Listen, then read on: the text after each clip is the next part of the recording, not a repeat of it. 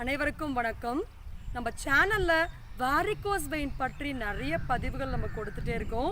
இன்னைக்கு நம்ம டிபிடி அப்படின்னு சொல்லக்கூடிய டீப் வெயின் த்ரோம்போசிஸ், அதாவது கால்களில் 1-2 நரம்பு வரும்போது ரொம்ப கேர்லெஸ்ஸாக விட்டுருவோம். அப்போ அந்த நரம்புகளுக்குள்ள ஸ்டாக்னேஷன் நாளுக்கு நாள் அதிகமாகிட்டே போகும். அந்த மாதிரி அதிகமாகி ஒரு பாயிண்ட் ஆஃப் டைமில் என்ன ஆகிடும், கம்ப்ளீட்டாக அந்த வெயின்ஸ்குள்ளே வால்ஸ் ஃபங்க்ஷன் ஆகாமல் ஸ்டாப் ஆகிடும். அப்போ அந்த சூழ்நிலையில் அந்த கெட்ட ரத்தம் முழுவதும் அந்த நரம்புகளுக்குள்ளேயே ஸ்டாக்னட் ஆகும். அது சுற்றி இருக்க எல்லா வெயின்ஸ்குள்ளேயுமே பிளாக்கேஜ் ஏற்படுத்தும். அதற்கப்புறமா காலுடைய கலர் பார்த்தீங்கன்னா கருப்பு நிறத்தில் பேஷண்ட்டுக்கு சேஞ்ச் ஆகிட்டே போகும். இன்னும் கொஞ்ச நாள் ஆக ஆக கால்களில் குழிப்புண் வர்றதும், பிளட்டு அப்படியே பார்த்தீங்கன்னா சில பேருக்கு ஒரு பால் பாக்கெட் கவரை கட் பண்ணும் போது எப்படி ஃபோர்ஸாக வெளியே வருமோ அது போலலாம் சில பேருக்கு சடனாக அந்த வெயின்ஸ்லேருந்து ப்ளீடிங் ஸ்டார்ட் ஆகும். ஸோ இந்த ப்ராப்ளம் எல்லாவற்றுக்குமான வீட்டில் இருந்த மாதிரி கம்ப்ளீட்டான சொல்யூஷன் பற்றி தான் பார்க்க போகிறோம். லைவாக இந்த வீடியோவில் நம்ம ஒரு கேஸ் ஹிஸ்ட்ரி, ஒரு பேஷண்ட்டை ஸ்டேஜ் பை ஸ்டேஜாக வீட்டில் இருந்த மாதிரி அவங்களுக்கு நம்ம எல்லா விஷயத்தையும் சொல்லி கொடுத்து அவங்களே அவங்க உடம்பை எப்படி சரி பண்ணிட்டாங்கங்கிறத ஒரு லைவ் கேஸ் ஸ்டடியாக பார்க்க போகிறோம். ஸோ இது எல்லாருக்கும் பயனுள்ள தகவலாக இருக்கும். வாரிகோஸ் வெயினுடைய அட்வான்ஸ் ஃபார்ம் தான் இந்த டீப் வெயின் த்ரோம்போசிஸ். இதை பொறுத்த வரைக்கும் உள்ளுக்குள்ளேயே வெயின்ஸ் பிளாக் ஆகிட்டே போகும். வாரிகோஸில் ப்ராமினெண்ட்டாக வெயின்ஸ் வெளியே தெரியும் அப்படின்னா, இதில் சில கேசஸில் ப்ராமினெண்ட்டாக வெயின்ஸும் மேலே தெரியும், அதோட டிவிட்டியும் இருக்கும்.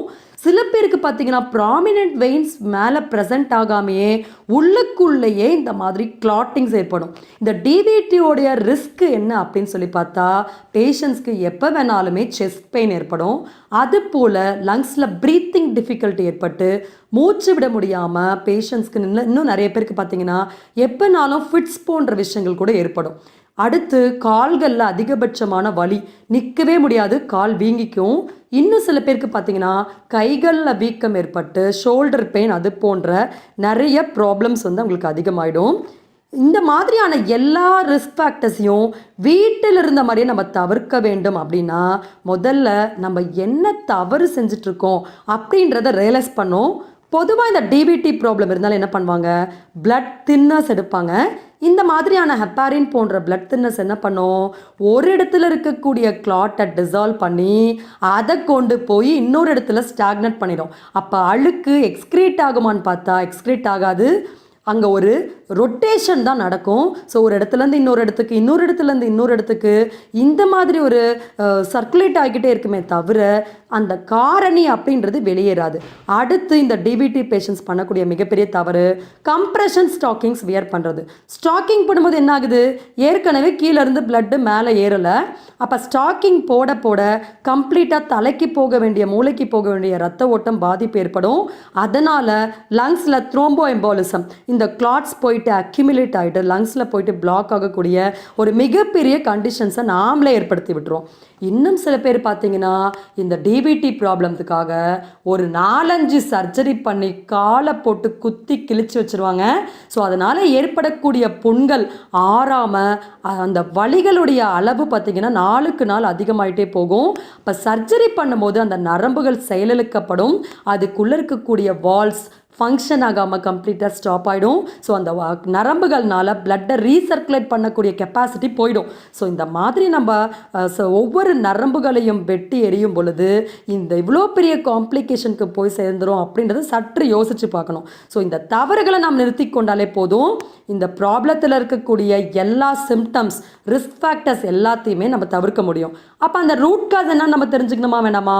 டிபிடி ஏன் ஏற்படுதுன்னு கேட்டால், நம்ம நிறைய பேர் ஜென்ரிக்காக ஏற்படுது, இல்லை சில மெடிக்கேஷன்ஸ்னால, ப்ரெக்னன்சினால் ஏற்படுதுன்னு பொதுப்படையான காரணத்தை சொல்லிடுவாங்க.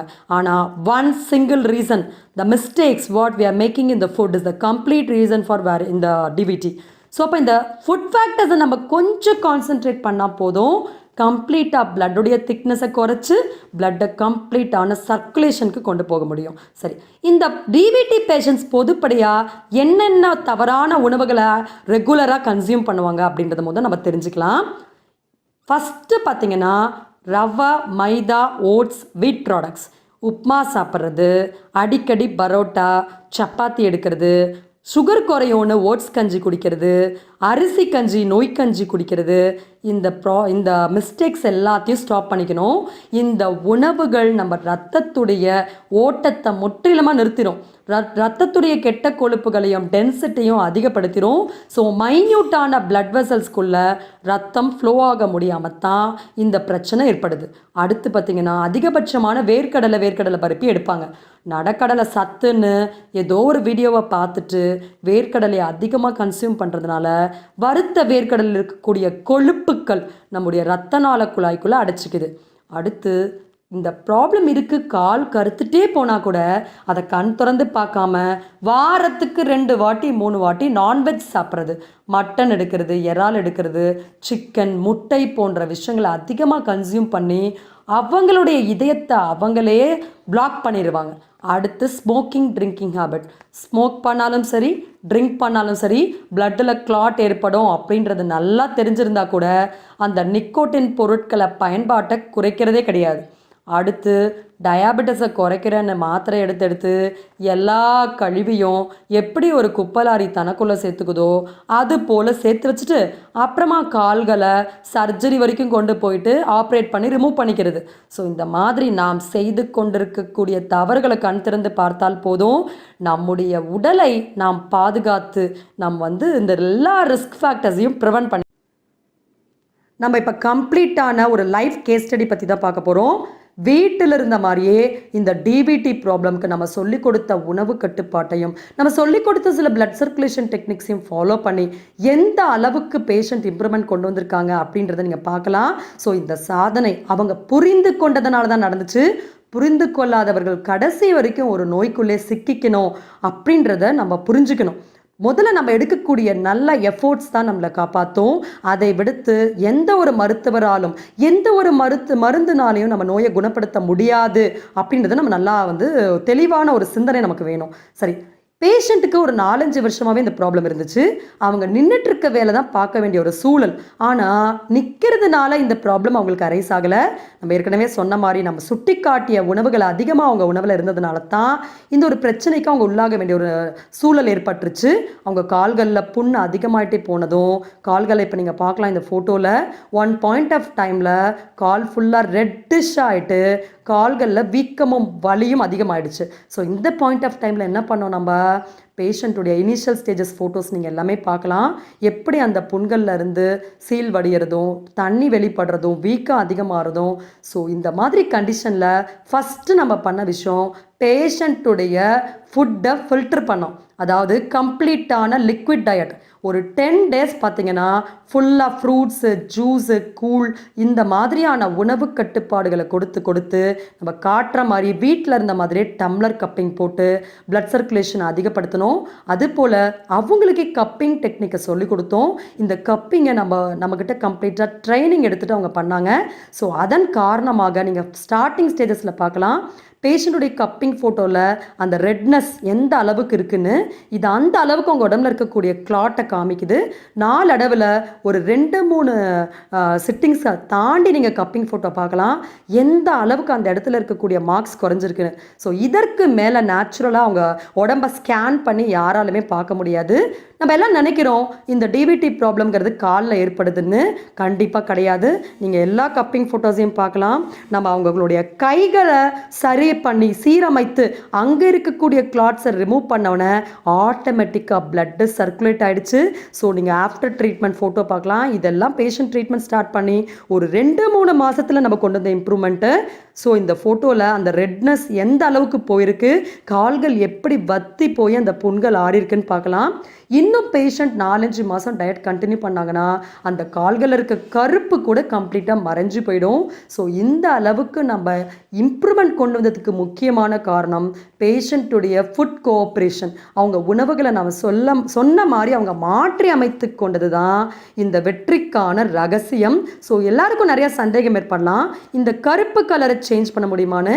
கம்ப்ளீட்டாக இந்த கருப்பு நிறத்தை மாற்ற முடியும்.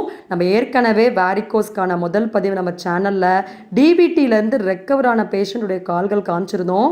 கருப்பு நிறம் எந்த அளவுக்கு மாறி இருக்குன்னு அதில் தெளிவாக சொல்லியிருந்தோம். சரி, ஓகே, இப்போ நம்ம இந்த டிபிடிக்கான ஸ்பெஷல் ஜூஸஸ் பற்றி சொல்ல போகிறோம். இந்த ஜூஸஸ் தான் அந்த பிளட் கிளாட்ஸை கரைப்பதற்கான முக்கியமான விஷயம் அப்படின்றத நம்ம மறக்கக்கூடாது. ஸோ இப்போ அந்த ஜூஸஸ் என்னென்ன நம்ம பயன்படுத்தணுங்கிறத வரிசையாக பார்க்கலாம். ஃபஸ்ட்டு பார்த்தீங்கன்னா லெமன் ஜூஸை எப்படி பயன்படுத்தணும்னா, ஒரு 10 to 20 ட்ராப்ஸ் லெமனை தண்ணியில் நல்லா ஸ்க்வீஸ் பண்ணிக்கணும். அது கூட ஒரு 1/4 ஸ்பூன் சால்ட், கிறிஸ்டல் சால்ட் பயன்படுத்தணும், அயோடின் உப்பு பயன்படுத்தக்கூடாது. அது கூட பனவெல்லம் 2 ஸ்பூன் போட்டு நல்லா டிசால்வ் பண்ணிவிட்டு இந்த ஜூஸ் ஒரு நாளைக்கு ஒரு 1 லிட்டர் ஜூஸாவது பேஷண்ட் எடுக்கணும். அப்போ தான் என்ன ஆகும், பிளட்டு சீக்கிரமாக க்ளீன் ஆகிட்டு சர்க்குலேஷனில் ஃப்ளோ ஆகும், கிளாட்ஸ் எல்லாம் டிசால்வ் ஆகும். அடுத்து பெஸ்ட்டு இந்த கிளாட் டிசால்விங் ஜூஸ் பார்த்தீங்கன்னா ட்ரை கிரேப்ஸ் ஜூஸ். கொட்டை இருக்கக்கூடிய கருப்பு திராட்சையை வாங்குங்க, 2 மணி நேரம் ஊற வச்சு அந்த ஜூஸ் ஒரு நாளைக்கு ஒரு 1/2 to 1 லிட்டர் ஜூஸ் இருக்கணும். அடுத்து கறி லீஃப் ஜூஸ், கறிவேப்பிலையை நல்லா மிக்சியில் போட்டு அடித்து அதை ஸ்க்வீஸ் பண்ணி அந்த ஜூஸ் ஒரு 1/2 லிட்டர் குடிக்கணும். இதெல்லாம் ஒரு 10 நாளைக்கு இந்த ஜூஸஸை மாற்றி குடிச்சிட்டு சாலிட் ஃபுட்டை நீங்கள் கம்மி பண்ணிங்கன்னா நிச்சயமாக கிளாட்ஸ் கரைவது சாத்தியம். அடுத்து ஃப்ரூட்ஸை பொறுத்த வரைக்கும் நாவல் பழத்தை அதிகமாக பயன்படுத்தணும், பைனாப்பிள் ஜூஸ் அதிகமாக குடிக்கணும். அப்புறம் சுக்கு காஃபி, இஞ்சி, கொத்தமல்லி, தனியா இது போட்டு கொதிக்க வச்சு பனவெல்லம் கலந்து ஒரு நாளைக்கு 3 to 4 டைம்ஸ் சுக்கு காப்பி எடுத்துக்கணும். ஸோ இந்த ஜூஸஸை சாலிட் ஃபுட்ஸ், கார்போஹைட்ரேட்ஸ் ஃபுட்டுக்கு பதிலாக நீங்கள் காலையில் கன்சியூம் பண்ணணும். அதுக்கு அடுத்து பிரேக்ஃபாஸ்ட்டுக்கு பார்த்தீங்கன்னா கருப்பு கவுனி அரிசியில் செய்த கூழ். இந்த கூழ் மாதிரி ப்ரோபியாட்டிக்ஸ் பிளட்டை வந்து ஃபில்டர் பண்ணக்கூடிய விஷயம் உலகத்தில் வேறு எதுவுமே கிடையாது. ஸோ இந்த ப்ரோபியாட்டிக்ஸ் நிறைந்த இந்த உணவை எப்படி பயன்படுத்தணும் நம்ம ஒவ்வொரு பதிலும் சொல்லிட்டு வரோம். இதை மாவாக்கிக்கணும். மாவாக்கின அந்த மாவை நல்லா தண்ணியில் கரைச்சி மண் சட்டியில் ஒலை கொதிச்சப்புறம் போட்டு 20-25 மினிட்ஸ் வேக விட்டுறணும். ஆறிய பிறகு தண்ணீர் ஊற்றி வைங்க. ஓவர் நைட் சோக்கான இந்த கூழத்தான் காலையில் மத்தியானம் பேஷண்ட்டு உணவாக கன்சியூம் பண்ணணும். இது கூட அவரைக்காய், அத்திக்காய், இது போன்ற பீக்கங்கான்னு ஃபைபர் அதிகமாக இருக்கக்கூடிய காய்கறிகளையே உணவாக மாற்றி அமைத்து கொள்ளணும். சரி, ஓகே. இப்போ உணவு பற்றிய நிறைய தகவல் நம்ம கொடுத்தாச்சு. இப்போ இந்த பிளட் கிளாட்ஸை கரைக்கக்கூடிய சில ஹெர்பல் மெடிசன் காம்பினேஷன் பற்றி நாம் இந்த பேஷண்ட்ஸ்க்கும் சரி, நம்ம கிளினிக்கில் எல்லா பேஷண்ட்ஸ்க்கும் சரி யூஸ் பண்ணக்கூடிய இந்த மெடிசன், அதாவது ஓடிசி, ஓவர் த கவுண்டர், நீங்கள் ஒரு மருத்துவருடைய பரிந்துரையை இல்லாமல் இந்த மருந்துகளை நீங்கள் வாங்கி பயன்படுத்தலாம். எந்த விதமான பக்க விளைவுமே கிடையாது. சரி, நாம் கம்பைன் பண்ண இந்த காம்பினேஷன் பற்றி தான் நம்ம இப்போ ஷேர் பண்ண போகிறோம்.